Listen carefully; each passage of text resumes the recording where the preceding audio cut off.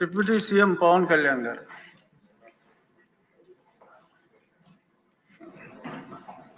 Thank you sir.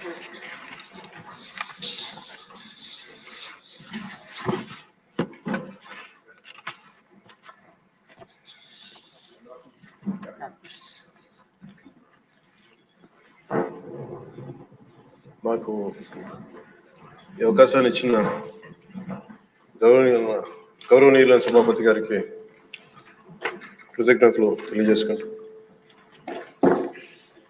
గౌరవ ముఖ్యమంత్రి గారికి కూడా నమస్కారం తెలియజేసుకుంటాం. జిఎస్టి సంస్కరణ మీదుగా ఆంధ్రప్రదేశ్ శాసనసభలో జరుగుతున్న ఈ చర్చలో భాగంగా ఈ దేశంలోని ప్రతి పౌరునికి ప్రత్యక్షంగాను పరోక్షంగాను లబ్ధి కలిగించే ఒక చారిత్రాత్మకమైన దిశానిర్దేశకమైన అంశంపై నేను ప్రకటన చేస్తాను. ఉద్దేశం గౌరవ ముఖ్యమంత్రి శ్రీ నారా చంద్రబాబు నాయుడు గారి సూచనల మేరకు ఈ సమిష్టి నిర్ణయానికి మన రాష్ట్రం ఒక నిర్మాణాత్మక సహకారం అందించింది. ఇటీవల కాలంలో జిఎస్టి పన్నుల విధానంలో చోటు చేసుకున్న అతిపెద్ద సంస్కరణలలో ఒకదానికి రాష్ట్ర ప్రతినిధిగా బాధ్యత వహించడం నాకు చాలా గర్వకారణంగా ఉంది. గౌరవ ప్రధానమంత్రి శ్రీ నరేంద్ర మోదీ గారు 2025 ఆగస్టు 15న 79వ స్వాతంత్ర దినోత్సవ సందర్భంగా ఎర్రకోట నుండి చేసిన జిఎస్టి 2.0 సంస్కరణల చారిత్రాత్మక ప్రకటన దేశ ప్రగతికి బాటలు వేస్తాం. ఈ సంస్కరణలను ముందుండి నడిపిన గౌరవ కేంద్ర ఆర్థిక మంత్రి శ్రీమతి నిర్మలా సీతారామన్ గారి కృషి ప్రత్యేకంగా అభినందనీయం. జిఎస్టి మండలి 56వ సమావేశంలో వాటిని ఆమోదించింది. గౌరవ ముఖ్యమంత్రి శ్రీ నారా చంద్రబాబు నాయుడు గారి రాష్ట్ర ఆదాయాలకు ప్రత్యేకించి అనేక సందర్భాల్లో ముఖ్యంగా జిఎస్టి వచ్చిన తర్వాత గౌరవ ముఖ్యమంత్రి గారు ఒక సందర్భంలో అన్న మాటలు, రాష్ట్ర ఆదాయాలకి నష్టం కలుగుతున్నప్పటికీ కూడా సామాన్యుల ప్రయోజనాల కోసం విధానాన్ని మనం బలంగా సమర్థించాలని చెప్పి ఈరోజు వారు కూడా దీన్ని బలంగా సమర్థించారు అధ్యక్షుడు. ఎందుకంటే మనకి ఆర్థిక ఆటుపోట్లని చూస్తూ కూడా వచ్చే ఆదాయం తగ్గిపోతున్న జిఎస్టి సంస్కరణ వల్ల, కానీ దాన్ని ఇంకొకలాగా దాన్ని ఎలా పూడ్చుకోవాలని తెలిసి ఆయన ముందుండి దీన్ని మద్దతు తెలిపినందుకు వారికి నా కృతజ్ఞతలు తెలియజేస్తున్నాను. ఈ చారిత్రాత్మక సంస్కరణలకు మద్దతు తెలిపిన తొలి రాష్ట్రంగా నిలిచింది నారా చంద్రబాబు నాయుడు గారి నాయకత్వంలోని ఆంధ్రప్రదేశ్ ప్రభుత్వం. జిఎస్టి పన్నుల విధానాన్ని సులభతరం చేయడం ద్వారా సాధారణ ప్రజలకు ప్రత్యక్ష లాభాన్ని చేకూర్చి వ్యాపారులపై పన్నుల భారాన్ని తగ్గించి పన్ను వ్యవస్థలో పారదర్శకతను పెంచుతోంది. ఈ చారిత్రాత్మక సంస్కరణ పన్నుల విధానాన్ని సులభతరం చేసి వ్యాపార పరిశ్రమల అభివృద్ధికి సహకరిస్తుంది. ప్రజల పొదుపును పెంచి కొనుగోలు శక్తిని పెంపొందించడానికి, కొత్త పెట్టుబడులను ఆకర్షించి దేశాన్ని స్థిరమైన వృద్ధి మార్గంలో నిలపడానికి దోహదపడుతుంది. జిఎస్టి రేట్ల సరళీకరణ ద్వారా ప్రజలు అధికంగా ఉపయోగించే వస్తువులు సేవలకు డిమాండ్ పెంచి ఉత్పత్తిని విస్తరించి కొత్త పెట్టుబడులను ప్రోత్సహిస్తుంది. తద్వారా ఆర్థిక వృద్ధికి దారితీస్తుంది. నిజంగా ప్రజలకి ఆర్థిక వ్యవస్థకి చాలా లాభదాయకమైన సంస్కరణ. రంగాల వారీగా చూసుకుంటే ముఖ్యంగా రైతుల కోసం ట్రాక్టర్లు, వ్యవసాయ యంత్రాలు, పరికరాలు మరియు ఇన్పుట్స్ పై పన్నులు తగ్గించడం వల్ల సాగు వ్యవసాయ వ్యయాన్ని తగ్గించి ఉత్పాదకను పెంచుతాయి. తద్వారా గ్రామీణ ప్రాంత ప్రజల ఆదాయాలు పెరుగుతాయి. ఆధునిక సాంకేతిక పరికరాల వినియోగం ప్రోత్సహించడం ద్వారా వ్యవసాయ వృద్ధి మరింత బలపడుతుంది.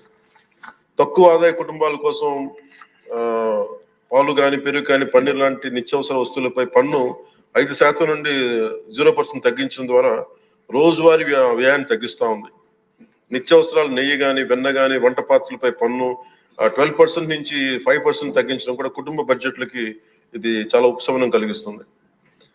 అలాగే ప్రతి కుటుంబం కోసం ఉండే సబ్బులు కానీ, షాంపూలు కానీ, టూత్ పేస్ట్ వంటి వ్యక్తిగత సంరక్షణ ఉత్పత్తులపై పన్ను 18% నుంచి 18% నుండి 5% పరిమితం చేయడం ద్వారా వాటి ధరలు చాలా గణనీయంగా తగ్గుతాయి. తద్వారా ఆరోగ్యం, వ్యక్తిగత పరిశుభ్రత మెరుగుదల కనబడుతుంది. మధ్యతరగతి కుటుంబాల కోసం కార్లు, ఫ్రిడ్జ్లు, టీవీలు, ఎయిర్ కండిషనర్లపై పన్ను 28% నుంచి 18% తగ్గించడం ద్వారా వాటి ధరలు అందుబాటులోకి వచ్చి ప్రజల జీవన ప్రమాణాలు మెరుగుపడతాయి. అలాగే గృహ నిర్మాణానికి సంబంధించి సిమెంట్ పన్నుపై కూడా 28% నుంచి 18% తగ్గించడం ద్వారా గృహ నిర్మాణ వ్యయం తగ్గి సొంత ఇంటికల సాకారం అవుతోంది. ఆరోగ్య రంగం కోసం ఔషధాలపై పన్ను 12% నుంచి 5%కి, అత్యవసర మందులపై పన్ను 5% నుంచి 0% తగ్గించడం ద్వారా రోగులకి చాలా కీలక ఉపశమనం కలిగి అందరికీ వైద్య సేవలు అందుబాటులోకి వచ్చి ప్రజా ఆరోగ్య సంరక్షణ మెరుగుపడుతుంది. ముఖ్యంగా బీమా రంగంలో జీవిత ఆరోగ్య బీమాపై పన్నుని 0%కి తగ్గించడం ద్వారా మరిన్ని కుటుంబాలు బీమా పొంది వారి జీవన ప్రమాణాలు మెరుగుపడితే వాళ్ళకి ఒక భరోసా ఇస్తుంది. ముఖ్యంగా ఎంఎస్సీల కోసం వ్యాపార ఉత్పత్తులు, మధ్యవర్తిత్వ సేవలపై పన్ను సరళీకరణ ద్వారా ఖర్చులను తగ్గించి పోటీ వాతావరణాన్ని పెంచుతా ఉంది. త్వరితగతిన వెంటనే రీఫండ్ ద్వారా వ్యాపారులు సమయానికి డబ్బు అందుబాటులో ఉండి వ్యాపారం ఎగుమతులు ఉపాధి అవకాశాలు పెరుగుతాయి. విద్యారంగం కోసం విద్యారంగానికి సంబంధించిన వస్తువులపై తక్కువ పన్నులు విద్యను మరింత అందుబాటులోకి తెస్తాయి. జిఎస్టీ 2.0తో భరోసా. ఈ సంస్కరణ ద్వారా ప్రజల చేతిలో ఉండే సంపద మరింత పెరిగి వస్తువుల వినియోగం పెరగడంతో పాటు నూతన పెట్టుబడులకు ప్రోత్సాహం లభిస్తుంది. తద్వారా ఆదాయ సేకరణ పెరుగుతోంది.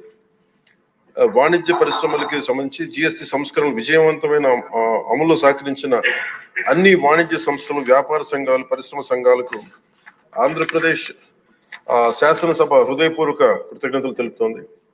ప్రజలకు లబ్ధి చేరేలా చేసిన ఈ భాగస్వామ్యం సమగ్ర వృద్ధిలో సాధనలో కీలకం. ఈ అవగాహన కార్యక్రమం ముఖ్యంగా జిఎస్టీ సంస్కరణ లాభాలు ప్రతి కుటుంబానికి చేరుకోవడానికి ఇది ఒక కార్యక్రమం చేపట్టాలని అందరం కోరుకుంటా ఉన్నారు అధ్యక్ష. జిల్లా నుంచి గ్రామ స్థాయి వరకు ఈ అందరికీ తెలిసేలాగా మరింత ఏమేమి తగ్గుతాయి, ఏవి బెనిఫిట్స్ ఉన్నాయి, ఇవన్నీ ప్రజలందరికీ తెలియజేసే ఒక కార్యక్రమం ఖచ్చితంగా రూపొందించాలి. దాని మీద మేము కోరుకుంటా ఉన్నాం. అలాగే ఈ రెవెన్యూ కానీ, కమర్షియల్ ట్యాక్స్, పంచాయతీ అధికారులు గ్రామ స్థాయిలో ప్రజలకు నేరుగా కలిసి వాళ్ళకి మమేకం వాళ్ళకి ఎలా లబ్ధి చేకూరుతుంది అది కూడా చెప్పగలగాలి. పరస్పర అవగాహనతో పాటు పలు మీడియా వేదికల ద్వారా విస్తృత ప్రచార కార్యక్రమాలు చేపట్టాల్సిన అవసరం ఉంది. ఈ కార్యక్రమం ప్రధాన లక్ష్యం ప్రతి కుటుంబం జిఎస్టీ సంస్కరణ గురించి తెలుసుకుని వాటిని లాభాలు పొందాలని మనస్ఫూర్తిగా కోరుకుంటూ ఆంధ్రప్రదేశ్ ప్రభుత్వం ఈ చారిత్రాత్మక మార్గదర్శక సంస్కరణలు ఆహ్వానిస్తూ ప్రజల ఆర్థికాభివృద్ధి కోసం వాటి విజయవంతమైన అమలుకు సంపూర్ణ మద్దతు ప్రకటిస్తుంది. థ్యాంక్ యూ అధ్యక్ష.